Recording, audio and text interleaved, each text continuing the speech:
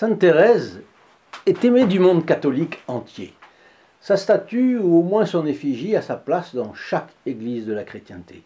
Histoire d'une âme, son autobiographie, a été diffusée à plus de 500 millions d'exemplaires en 50 langues. Après notre bienheureuse Vierge, bien entendu, elle était la sainte préférée du Padre Pio. La raison, sa fraîcheur d'âme, son innocence, son caractère résolu, l'intérêt qu'elle portait aux grandes questions de l'Église, l'affection dont elle entourait tout le monde. Et puis, elle n'a jamais reculé devant la perspective des souffrances qui se présentaient. Une courageuse. Chacun sent donc qu'il a quelque chose à apprendre de Sainte Thérèse, en plus des faveurs spirituelles qu'il a pu recevoir d'elle. Chers amis fidèles du Padre Pio, bonjour, mon nom est Jean Goyard et vous assistez au programme sur les pas du Padre Pio. Aujourd'hui, faisons un bref retour sur la dévotion du Padre Pio à Sainte Thérèse de l'Enfant Jésus, autrement dit, un survol, un aperçu de l'affection que le Padre. Je vous rappelle de partager cette vidéo. Vous entrerez aussitôt dans les intentions de la messe célébrée vendredi prochain à midi, et les personnes qui recevront de vous ce partage y entreront aussi. Donc ne manquez pas cette occasion d'être un trait d'union entre les âmes et les grâces octroyées par l'intermédiaire du Padre Pio. Sainte Thérèse de l'Enfant Jésus est une sainte pour laquelle le Padre Pio avait beaucoup d'affection et d'admiration. Bien qu'il n'ait pas connu personnellement la Carmélite de Lisieux, puisqu'il vivait dans des pays différents, et bien que étant à peu près contemporain, le Padre Pio a eu l'occasion d'être introduit auprès de sa spiritualité. Comment? En 1912, son confesseur, le père Agostino, dans des San Marco in Lamis, l'invite à lire Histoire d'une âme, biographie déjà mondialement connue de la jeune carmélite française. Elle n'était pas encore canonisée. La lecture de ce livre toucha profondément le cœur du saint Capucin, au point qu'il en vint à adopter son langage mystique et spirituel. Dans une lettre écrite au père Agostino, le 18 janvier 1913, nous découvrons à quel point le saint Padre Pio s'est identifié à la petite fleur du Carmel de Lisieux. Sainte Thérèse s'est ensevelie au Carmel pour mener une vie cachée. C'est la vie de toutes les carmélites, bien entendu.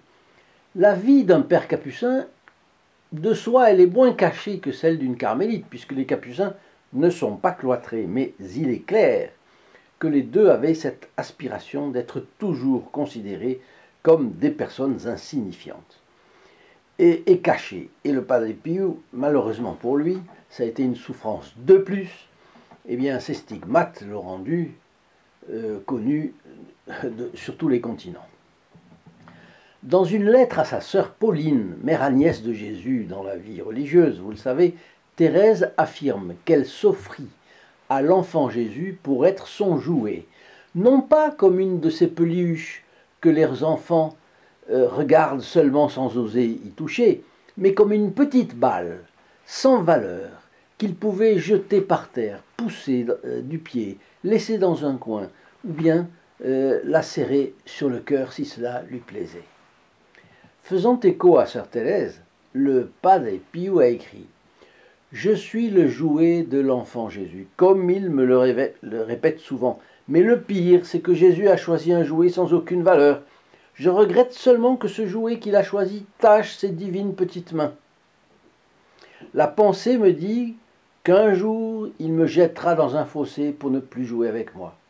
J'en profiterai, je ne mérite rien de plus. » C'est la lettre au père Agostino de San Marco in Lamis le 18 janvier 1913.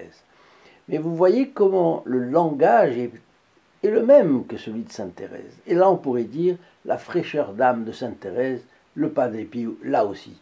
L'innocence, il l'a aussi. La disponibilité pour admirer tout ce qui est admirable, il l'a aussi.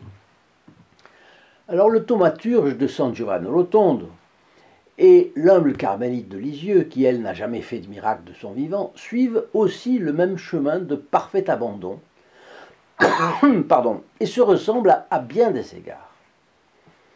Tous les deux ont parlé d'abandon. Je pense que l'abandon, c'est un mot qu'il a pu prendre dans l'histoire d'une âme.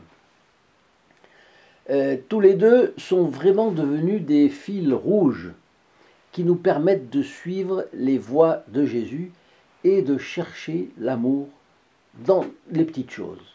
Oui, c'est normal. Vous savez, saint Paul qui disait si vous n'aimez pas votre prochain que vous voyez, comment aimerez-vous Dieu que vous ne voyez pas? Nous sommes appelés à aimer, mais à partir de ce qu'on voit. Comment aimer l'invisible? À nous d'admirer et d'aimer ce que nous voyons. Bien sûr, les choses qui sont des reflets de la création du bon Dieu, c'est évident. Mais aussi et surtout les personnes. C'est pour ça que l'Évangile parle du prochain. Nous devons aimer le prochain que nous voyons pour être capable d'aimer l'invisible que nous ne voyons pas, par définition, c'est-à-dire Dieu. C'est une chose sur laquelle il faut, à mon avis, insister. C'est très facile, il suffit de vivre 1 heure avec quelqu'un, tout de suite, les amours-propres peuvent se choquer, il peut y avoir des incompatibilités de tempérament, etc. Bon, tout cela, notre Seigneur Jésus-Christ le savait. Vous voyez, des apôtres, il y avait des apôtres qui étaient envoyés par deux, tous les apôtres étaient envoyés par deux. Et il y a des équipes 2-2 qui se sont défaites très vite parce que, au point de vue tempérament, ça ne collait pas. Donc il faut faire un effort énorme. Et pourtant, c'était des saints confirmés en grâce. Donc il faut faire un effort énorme pour aimer le prochain dans ce qu'il a d'aimable, pas dans ce qu'il a de mauvais, dans ce qu'il a d'aimable. Bon. Alors à tel point que le Padre Pio disait de lui « Je ne suis qu'un pauvre frère qui prie ». Et dans le fond, et dans la forme, la pensée du Padre Pio est très similaire à celle de la petite Carmélite de Lisieux, tout simplement parce qu'il a vécu la même expérience spirituelle qu'elle. Alors la relation entre le Padre Pio et Sainte Thérèse est plus étroite que ne le racontent la plupart des biographes de Sainte Thérèse et la plupart des biographes du Padre Pio. En effet, à côté de son confessionnal, par exemple, le Padre Pio avait placé une photo de Thérèse, comme vous le voyez dans une photo d'époque de qualité médiocre, mais où l'on voit clairement sur la gauche du confessionnal la photo de Sainte Thérèse.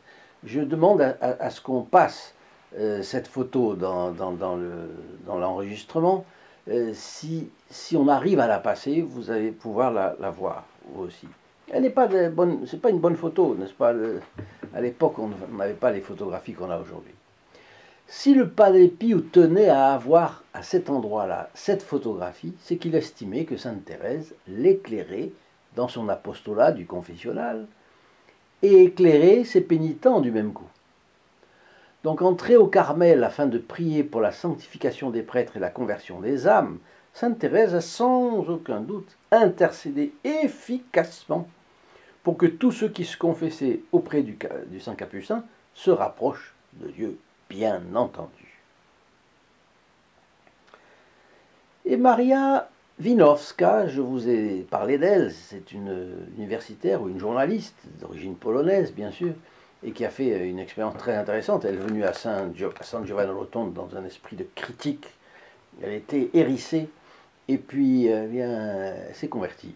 Et elle a, en quelques jours, en 10 jours, je crois, ou 15 jours, elle a changé totalement son fusil d'épaule et elle a admiré le Padre Pio et les œuvres de Dieu dans le Padre Pio. Bon, donc Maria Winowska, dont je recommande les livres, eh bien, affirme dans son livre, Padre Pio le stigmatisé,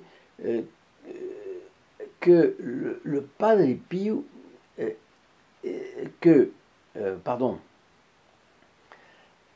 Sainte Thérèse de l'Enfant Jésus était le saint préféré de Padre Pio. Et elle nous raconte qu'une Française a un jour demandé au Padre Pio de bénir une image de la vénérable Thérèse.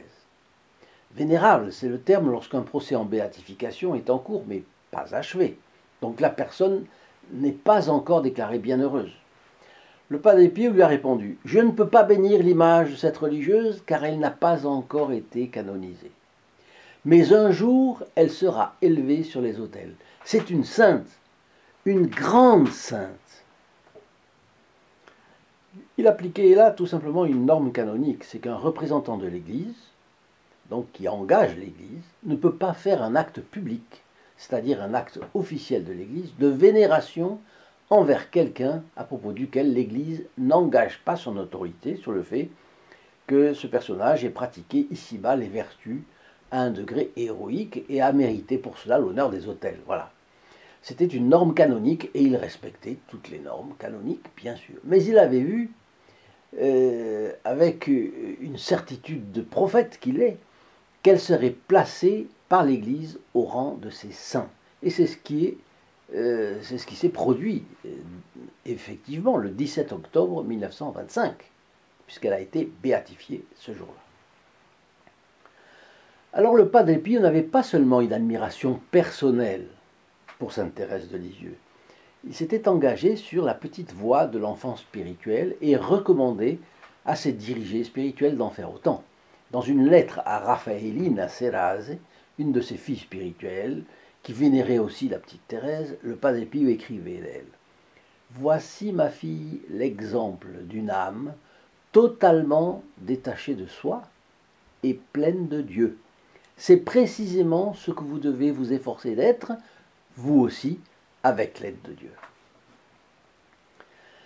Alors Dieu dispense à ses amis de curieuses mais fascinantes marques d'affection. Puisque le lien entre le capucin italien et la carmélite française était si plein de confiance, pourquoi celui-ci ne serait-il pas témoin de la gloire de son ami céleste? Pourquoi le Padre Pio ne serait pas témoin? Il pourrait l'être en vision. Oui, mais il y a eu quelque chose de plus. L'amour du Padre Pio pour sainte Thérèse a fait qu'il a obtenu de Dieu, ou Dieu l'a voulu sans qu'il le demande, je ne sais pas, la grâce d'assister en bilocation à la béatification de sainte Thérèse le 29 avril 1923. Comment est-ce qu'on le sait? Eh bien, présent à la cérémonie de béatification, Monseigneur Thomas Gregorio Comache, archevêque de Salto en Uruguay, et qui était de passage en Italie, qui était allé à San Giovanni Rotondo, qui connaissait le Padre Pio, a vu le Padre Pio. Et évidemment, l'ayant vu, il se déplace, il va le voir. Et chaque fois qu'il s'approche, le Padre Pio disparaît. Bon, c'est un archevêque. À l'époque, c'était pas un illuminé, vous voyez, mais il a attesté de cela. Et lors de la canonisation de sainte Thérèse, le 17 mai 1925, le Padre Pio a été également vu en bilocation, mais alors pas par une personne, mais par deux, au moins deux. Et en particulier par Saint Luis Orione. Et deuxièmement, par le cardinal Raphaël Méry del Val, Isulueta, qui était alors préfet du Saint-Office. Alors le cardinal Raphaël Méry del Val, ce n'est pas n'importe qui, vous comprenez bien, il ne va pas dire une ânerie. Et Saint Luis Orione, c'est un cas, je vais vous expliquer. Donc tous les deux, ont transmis leur témoignage au cardinal Eugenio Pacelli, futur Pie XII, à l'époque cardinal secrétaire d'État du pape Pie XI. Donc vous voyez comment c'est une chose sûre, c'est une chose certaine. Alors j'ai ici une note sur justement le père Orione. Le père Orione, il est né en 1872 et il est mort en 1940. Son corps ne porte aucune espèce de trace de décomposition. Et il a été canonisé en 2004 par Jean-Paul II. Donc, vous voyez, ce sont deux témoignages vraiment sûrs, vraiment certains. Et le père Orione, Saint Luis Orione, a fondé deux deux congrégations. Il s'occupait d'enfants et donc il a fondé une œuvre pour enfants, un petit peu comme Saint Jean Bosco, d'ailleurs dont il était l'ami, et puis une congrégation de religieuses. Voilà. Alors, chers amis fidèles du Padre Pio, je vous donne rendez-vous, comme toujours, en dessous dans cette vidéo, sur le lien www.st-padre-pio.fr et je vous souhaite une très bonne journée. Je vous dis à très bientôt. In nome del Padre, del Figliolo e dello Spirito Santo, e così sia. Sia lodato Gesù e Maria, e